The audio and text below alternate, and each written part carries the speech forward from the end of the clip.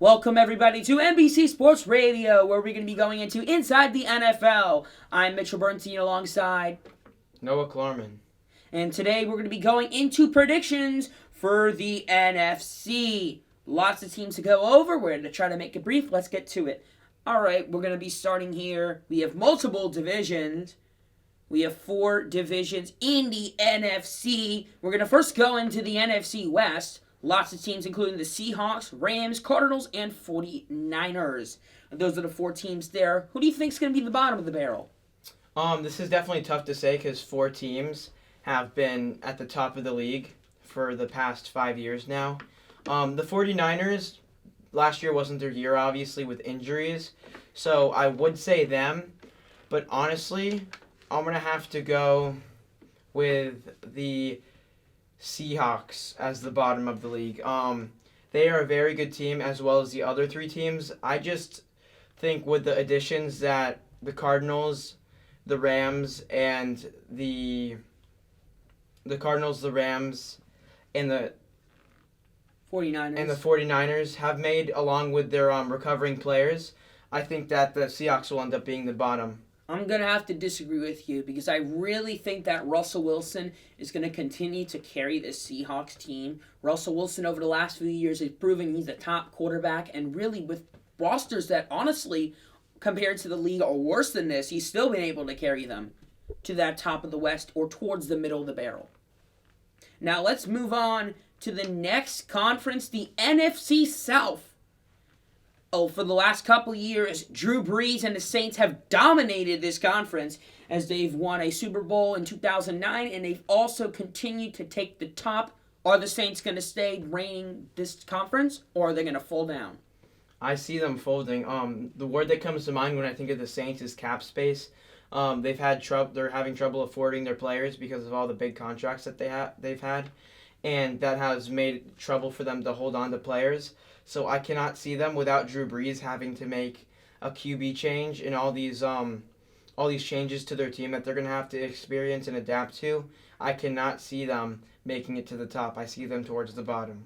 Definitely going to be a rebuilding year for the Saints. I definitely agree with you. Without Drew Brees, it's definitely going to be a big falter in the system. I really don't think they're going to be able to keep consistently winning.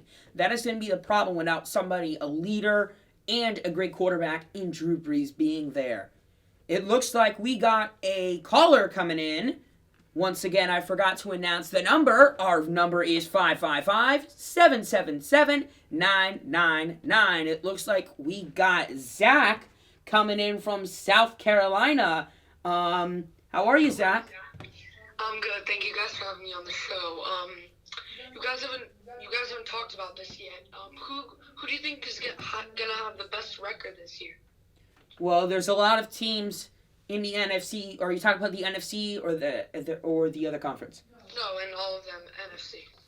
All right, in the NFC, in my opinion, I really think that the Tampa Bay Buccaneers are going to be able to take the top of the reins. Tom Brady is continuing to prove that he is a great quarterback, has been able to fight against age. Now, Noah, does your opinion differ on this one? In fact, it doesn't. The Bucks have done everything in their power. They've made all the right moves. They've maintained all 22 starters, and they're only going to evolve as a team as the years go on. Their chemistry is going to become stronger, even as they do age, like you said, which is a factor. But the chemistry aspect with it will bring them together even more, along with all this talent that they have on both offense and defense. Definitely a very interesting thing that the Tampa Bay Buccaneers were able to keep all their players a feat. Not all teams are able to do, as a lot of people have been able to move in free agency. Now let's go and move to our last 2 conferences in the East. Last year we saw a very weak NFC East. We saw the Washington football team take the top of that standings. Do we see a change? Do we see Dallas, New York coming up at the top? Or do we see Washington still taking that spot? First off, before I answer your question, I would just like to say, I think the Cowboys and Eagles, on paper, they have looked like they could take the top of the division, but because of their inability to utilize the talent that they have secured through the draft and through the offseason, I think that they will remain at the bottom, and I see the Giants and Washington fighting it out for the top spot. I mean, Washington has a great defensive line. They have a new quarterback coming in Ryan Fitzpatrick, veteran leadership, and they do have the weapons in Curtis Samuel and Scary Terry. But the Giants, on the other hand, make it very difficult and very close because they have added to the offensive side of the ball, giving Daniel Jones what he needs, and the Giants being a top 10 defense and adding more players on the defensive side of the ball, you definitely have to look at that aspect of it. I definitely going to agree with you. Daniel Jones' progress is going to be key for the Giants' success. And also taking a look at the Dallas Cowboys, we saw consistent underperforming from Ezekiel Elliott and Dak Prescott. It's been constant underperforming. We saw Dak Prescott shines of stardom last season, but really saw a slip in production from Ezekiel Elliott. If Ezekiel Elliott can get his personal life, his actions back together, I really think the Cowboys have potential of improving their position. Now we're going to be moving in to the NFC North to end it off. Teams like the Packers, the Bears, the Vikings, and the Lions are in this conference. We saw the Packers have a dominant grab over the NFC East, with the second team being the Chicago Bears.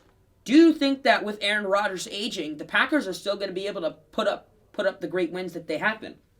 Aaron Rodgers coming off of an MVP caliber season, obviously.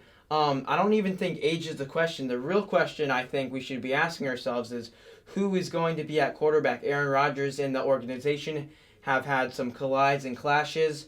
So will Jordan Love be the man? Will Aaron Rodgers be the man? That will determine what happens in the division. The Packers are filled with talent, though. I think no matter the situation, Matt LaFleur, a great offensive-minded coach, will command the team and lead them, and I could see them being the top of the division. I definitely agree with you there. The Packers, for the last couple of years, have continuously had great performances in the regular season, have made their way to the playoffs. Now, one last question before we end. Who's going to be the bottom here? Who's going to take that spot? I think the worst in the NFC will be... I think that's a tough question. I would have to say the worst NFC team will be... There's a lot of teams. Last year, the Lions took the bottom. Has to be the Lions.